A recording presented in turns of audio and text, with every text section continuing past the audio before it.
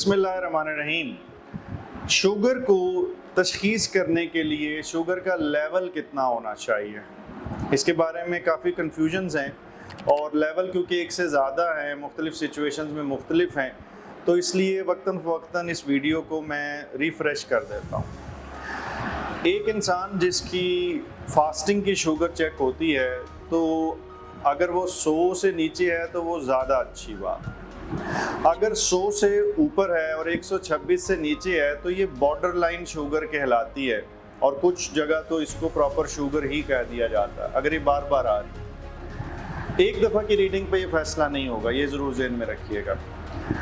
और 126 यानी नाश्ते से पहले वाली जो शुगर है वो 126 से ऊपर मुसलसल आ रही है तो इसका मतलब है शुगर हो चुकी और उसको इलाज की ज़रूरत है। मैं दोबारा दोहरा रहा हूँ, एक सुबह 100 से नीचे अगर शुगर है तो ठीक है, 100 से 126 के दरमियान है तो ये बुरी बात है, लेकिन 126 से ऊपर शुगर हो चुकी है फिर उसको इलाज की ज़रूरत है। अब खाने के बाद कब शुगर चेक की जाए?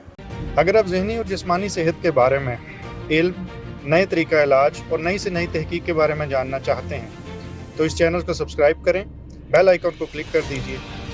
अगर वीडियो में कुछ अच्छा लगे तो लाइक एंड शेयर करें ताकि ये इल्म दूसरों तक पहुंच सके। इसका जवाब है 2 घंटे बाद, और 2 घंटे बाद जो शुगर है वो 140 से अगर नीचे हो तो बहुत अच्छी बात, ये मुनासिब है।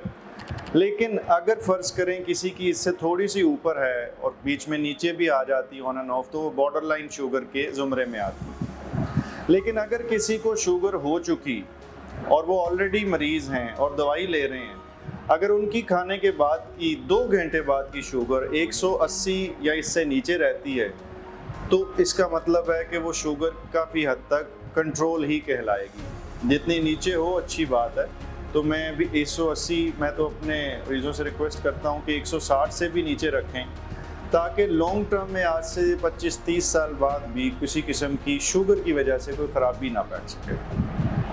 इसके बाद एक शुगर का टेस्ट होता है जिसको हम HbA1c कहते हैं। मैं उसके बारे में नेक्स्ट वीडियो के अंदर बात करूंगा क्योंकि उसकी कुछ डिटेल्स हैं जो हम सबको पता होनी चाहिए।